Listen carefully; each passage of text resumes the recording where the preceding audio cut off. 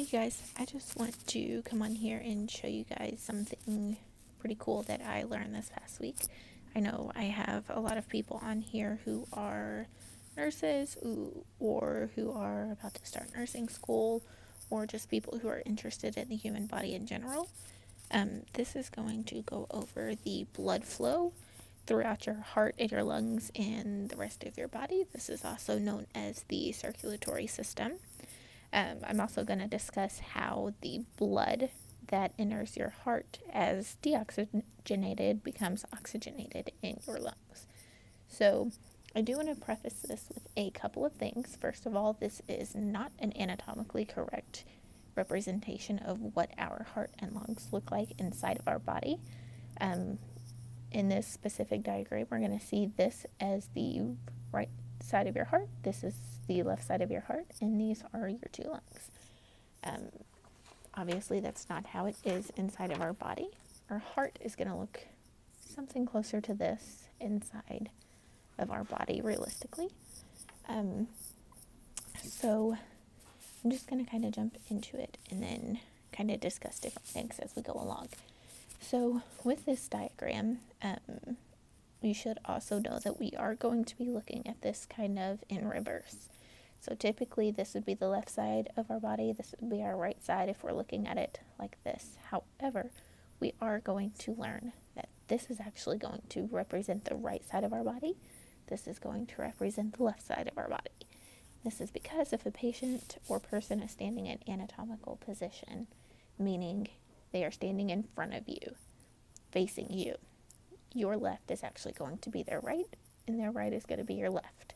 But if you were to turn around and face the same direction as your patient is, your bodies would align as in your left side is their left side, their right side is your right side. So, the blood is going to enter through what is called the vena cava. You do have a superior and an inferior vena cava. They are going to enter as deoxygenated, meaning they do not have oxygen molecules in the blood. They're going to enter in the vena cava into the right atrium. Your heart is a 4-chamber organ, meaning that you have a right atrium, a left atrium, a right ventricle, and a left ventricle. Once they come into the right atrium, they are going to first come into contact with the tricuspid valve. Now, a valve you should just see basically as a door. It's going to open once your atrium fills to release the blood into the ventricle. So as the atrium fills, this valve will be closed. It's going to stay closed until your atrium is full. Once the atrium is filled, it's going to open and allow the blood to go into the right ventricle. And then it's going to close back. Once the right ventricle is filled, it's going to come into contact with the pulmonary semilunar valve, which is the same as the tricuspid in the sense that it does act as a door. It will stay closed until the ventricle is filled. Once the ventricle is filled, the valve is going to open and allow the blood to go through the pulmonary artery and into the lungs. And then once, the blood passes through, that's going to close back. Once the blood is into the lungs, it's going to go through what is called pulmonic circulation. So pulmonic circulation is one of the two systems that are in the heart and lungs. So you're going to have the systemic circulation and the pulmonic circulation. Pulmonic circulation is basically just when your blood is inside of your lungs, your oxygen or your blood is going to become oxygenated in the sense that when you inhale, your oxygen is loaded onto the blood and carbon dioxide is exhaled. So when your blood is in your lungs,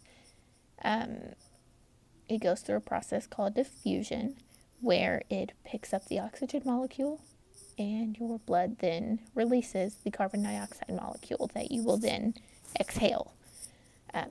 So that means that your blood molecule is going to pick up oxygen and release carbon dioxide.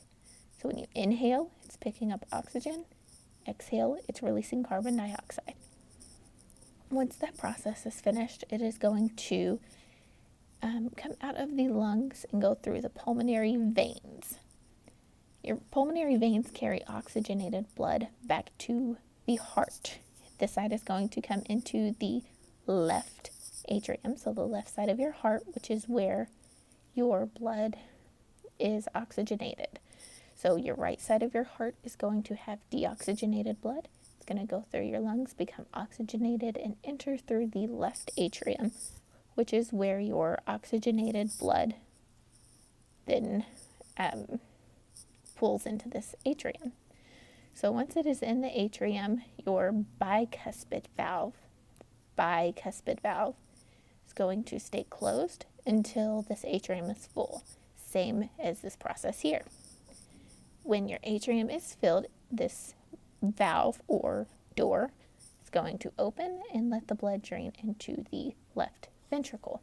Once this is filled, that's going to close back.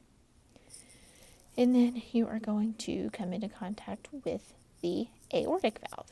The aortic valve is the same as the bicuspid and the tricuspid in the sense that it's going to stay closed until the ventricle is full, and that it will open and release blood into the aorta.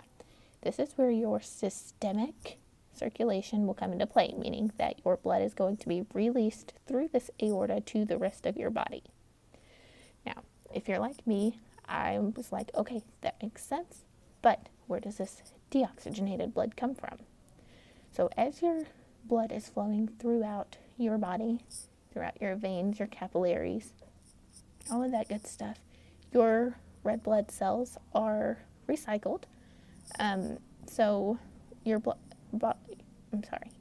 is flowing through your veins, down through your legs, your feet, and your blood is recycled. So once your blood is in your veins, it's going to go through your capillaries and release oxygen into your tissues, such as your leg tissues, your hand tissues, all of your extremities. Every part of your body has to have oxygenated tissue in order to stay alive. If not, you're going to have necrosis. You're going to see, fingers that have dead cells on them and dead flesh, and that's when you will lose fingers and toes, legs, hands, whatever that may be. So the blood has to go through that process of releasing oxygen into the tissues. So once that has happened, your veins are going to carry the blood back up to the vena cava to go through this process again. So it's going to release that oxygen into your tissues, be carried back to your veins, back to your right atrium, so that it can repeat this process all over again to become oxygenated. So let's go through that one more time. Your deoxygenated blood is going to come in through the superior and inferior vena cava into the right atrium. Your tricuspid valve is going to stay closed until your right atrium is full. Once that right atrium is full, it is going to open and release all of this blood down into your right ventricle.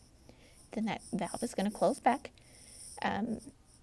Once that right ventricle is filled, it's going to go through pulmonary semilunar valve and the pulmonary arteries to come into the lungs to become oxygenated through the process called diffusion, which is when you inhale, your oxygen is loaded onto your blood cells, and your blood cells release carbon dioxide to be exhaled.